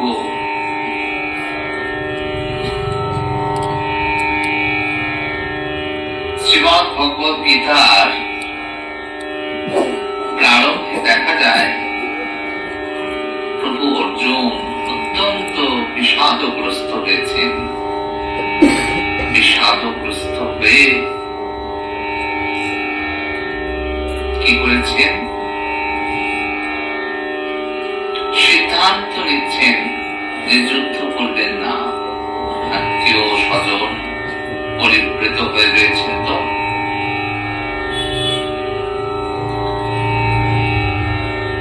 এই বিষাদ থেকে 18টি অধ্যায় যেন 18টি সিঁড়ি এবং সর্বশেষ যে সিঁড়ি সেটি হল এই অষ্টাদশ অধ্যায় বা 18তম অধ্যায়। বিষাদ থেকে মুক্তির আনন্দের আস্বাদ পাচ্ছে। এই 18তম অধ্যায়ে এসে কি বললেন প্রভু অর্জুন? নষ্ট মোহ স্মৃতির লব্ধা তৎ প্রসাদান মায়াচ্যুত স্থিতোস্মি গত সন্দেহ করিষ্যে বচনং তব। ওগো প্রভু, তোমার কথায় আমার সকল সন্দেহ গত হয়েছে, দূরীভূত হয়ে গেছে। স্থিতোস্মি, স্থিরতা প্রাপ্ত হয়েছে। তৎপ্রসাদা, কেমন করে বললাম? তৎপ্রসাদা। ওগো অচ্যুত, ওগো কৃষ্ণ, তোমার প্রসাদে, তোমার কৃপায়, তোমার প্রসন্নতায়, তোমার কৃপাটি কি? বচনং তব। তোমার এই কথা শুনতে শুনতে শুনতে 18টি অধ্যায় ধরে তোমার সমস্ত কথা, শুধু কথা, বচন, কথা অমৃত শুনতে শুনতে কি হয়েছে? নষ্ট মোহ, আমার যে মোহ ছিল সে সকল মোহ দূরীভূত হয়েছে। সব মোহ, যাদেরকে ভেবেছিলাম সে আমার আত্মীয়, আমি কেমন করে তার বিরোধিতা করব, আমি কেমন করে তাদের বিরুদ্ধে যাব? এরা আপনজন, আত্মীয়, স্বজন, কুটুম্ব। প্রভু অর্জুন যেন আমাদের সবার সেই সংশয়ের কথা বলেছেন। এই সংশয় সর্বত্র, আমাদের পরিবারে যেমন সংশয়, সমাজের বুকেও সংশয়, আবার রাষ্ট্রের ক্ষেত্রেও সংশয়। এক কুল রাখতে গেলে অন্য কুল বিসর্জন চলে যায়, তখন সিদ্ধান্ত নিতে বড় অসুবিধা হয়, তখন বড় সংশয় হয় যে কোন কুল রাখবো, কোন কুল রাখা যাবে। ঠিক তেমনই অবস্থা প্রভু অর্জুনের। কিন্তু দেখুন, 18 দিন ব্যাপী গোবিন্দের কথা শুনতে শুনতে শুনতে শুনতে সেই বিষণ্ণতা কাটিয়েছেন। নষ্ট মোহ স্মৃতির রক্ষা, বিরাট প্রাপ্তি, গত সন্দেহ। আর কি হয়েছে? এই কথা শ্রবণে কি হয়? সমদর্শী হয়ে যা। বিদ্যা বিনয় সম্পন্নে ব্রাহ্মণে গভীরস্তেনি শ্রী চৈব সপাকে চ পণ্ডিতা সমদর্শিন। সমদর্শী হয় সে জ্ঞানের প্রভাবে, বিদ্যা বিনয় সম্পন্ন ব্রাহ্মণে বা গবে। হস্তি বা কুকুর বা সে নীচ চন্ডাল, সমদর্শী জ্ঞানী দেখে সবাই সমান। যিনি সমদর্শী হন, তিনি সকলকে সমান দেখেন। সে বিদ্যা বিনয় সম্পন্ন ব্রাহ্মণ হোক, গরু হোক, হাতি হোক, কুকুর হোক, চন্ডাল হোক, সকলকে সমান দর্শন করেন। সকলের অন্তরে অন্তর্যামী রয়েছেন, এই তিনি বোধ করতে পারেন। তিনি বোধ করতে পারেন। সেই কারণে বলেছেন না, কৃষ্ণ ভজনে নাহি জাতি কুলাদি বিচার। যখন ভজন হয়, সেই ভজনে জাতি ধর্মের বিচার থাকে না। আজকেও এখানে জাতি ধর্মের বিচার নয়, কথা সেবা হচ্ছে তো, কিন্তু সেবা তো ভজনের অঙ্গ। দেখুন, কোন জাতি কুল ধর্মের কোন বিভেদ এখানে নাই। সকলে একসঙ্গে বসে সেই কথা সুধা পান করছে, এর দ্বারা সেবা হয়ে যাচ্ছে।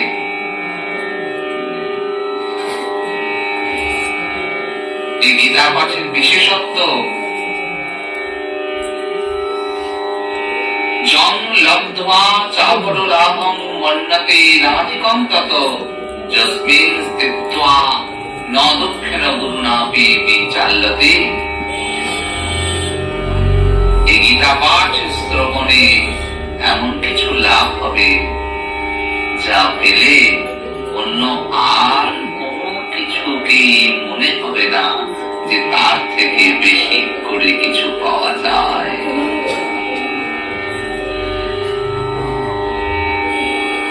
এইটি গীতার লক্ষ্য। গীতা শ্রবণে এইটি লাভ হয়। জং লব্ধ্বা চাপর লাভং মন্যতে নাধিকং তত, তার থেকে বেশি কিছু বলে আর আমাদের মনে হবে না। কিন্তু কেন হয় না? কেন লক্ষ্যটা অস্থির? বলে অহংকার। অথকের প্রযুক্ত অয়ং পাপং চলতি পুরুষ। আমি চাই না, তবু পাপে মন প্রবৃত্ত হয়। কেন না? অহংকারের জন্য। অহংকার ও বিমূঢ়াত্মা কর্তা অহং ইতি মন্যতে। আমি যে ভাবছি আমি আমি করি, কর্তা অহং ইতি মন্যতে।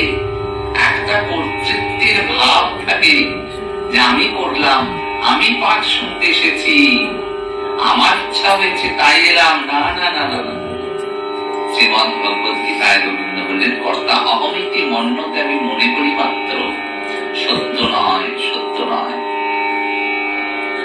আমি করছি না, তিনি করাচ্ছেন, তিনি করাচ্ছেন।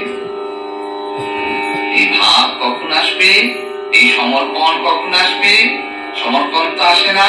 তাই বললেন, যদ দর্শি যদ অশ্নাসি যদ যুহসি দদাসি যদ যদ তপস্যসি কৌন্তেয় তৎপুরুষ মদ অর্পণম। ওগো অর্জুন, অর্জুনকে বলার ছলে আমাদের সকলকে বললেন, ওগো জি শোনো, পুরুষ মদ অর্পণ, যা যা করবে, যা যা করবে সব কিছু জানবে তুমি আমাকে দিচ্ছ, নিজের বলে কিছু রাখবে না। কতখানি সাহস দিচ্ছেন, অহং ত্বাং সর্বপাপেভ্য মোক্ষয়িষ্যামি মা শুচৌ। ওগো অর্জুন, তুমি যা কাজ করবে করো, তোমার কোনো চিন্তা নাই। সর্বপাপেভ্য মোক্ষয়িষ্যামি, আমি তো সকল পাপের ভার নিলাম, তুমি কেন চিন্তা করছো? আমি তো সকল পাপের ভার নিয়েছি, তুমি চিন্তা করো না। মোক্ষয়িষ্যামি মা শুচৌ। এত বলার পরেও আমাদের জীবের এত দুর্ভাগ্য না। তাই নরোত্তম দাস ঠাকুর বললেন, শুনিলে না শুনে প্রাণ, জানিলে না জানে প্রাণ, ধরাইতে না পারে নিশ্চয়। দৃঢ় করে মন বুঝতেই পারে না যে আমি কি করবো, কোন পথে যাব। শ্রী গুরু কান্ডারি গুরুচরণ আশ্রয়ে এসব সংশয় দূরীভূত হয়ে যায়। স্বয়ং ভগবান শ্রী গুরু স্বরূপে এসেছেন আমার মতো অধম জীবের পক্ষে। তাই কখনোই নিজ বুদ্ধিতে কিছু স্থির করা সম্ভব হচ্ছে না। শ্রী গুরুদেব যদি কৃপা করেন এই অধমকে, তবে গীতার যে অমৃত রস, শ্রীমদ ভগবত গীতার যে অমৃত রস, অম্ব ত্বাম অনুসন্ধামি ভগবত গীতে ভবদ্বেষিণী। ও দেবী গীতা, তোমার যে অমৃত তা গ্রহণে আমি অক্ষম। তো শ্রী গুরুদেব যদি কৃপা করেন, তার সেই কৃপা শক্তিতে আমি তোমাকে আমার হৃদয়ে ধারণ করতে পারবো।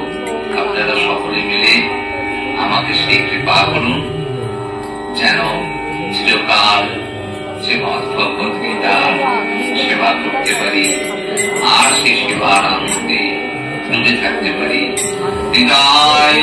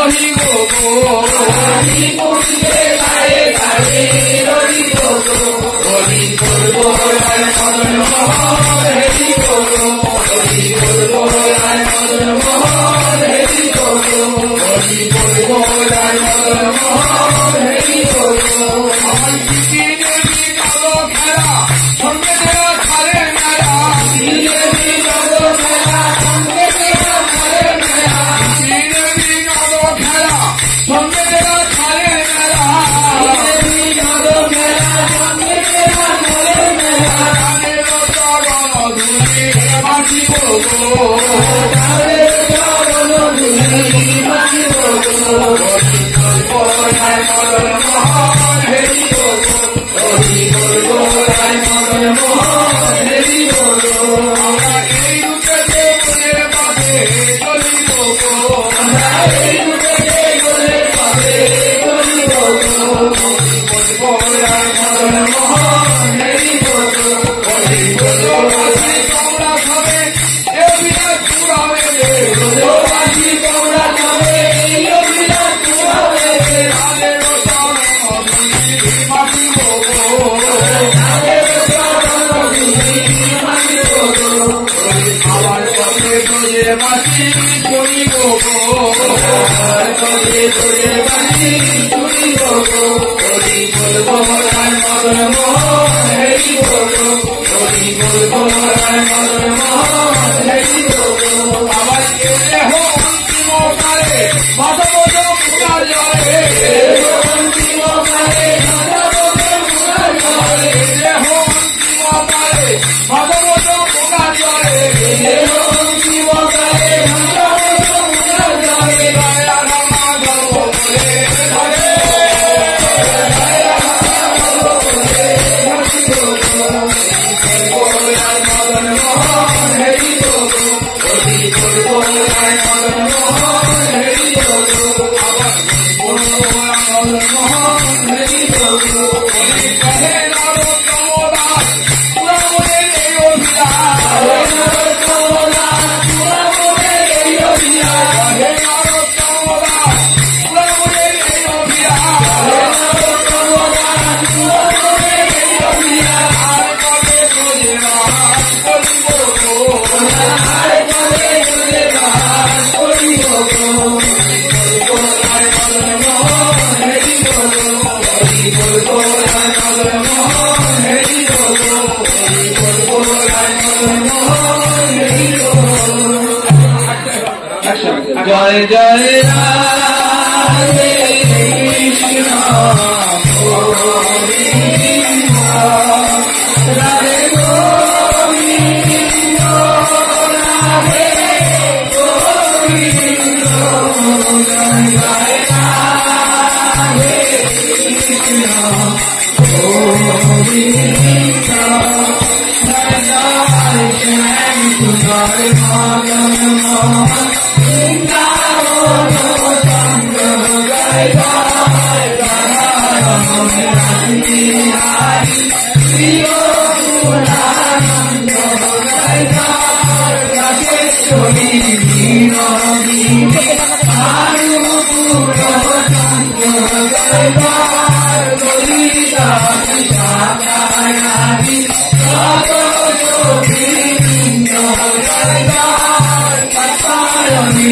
পৌর্ণমাসী ভারতী রাবিন্দ জয় জয় তিরুপবন্ধী জ্যোতি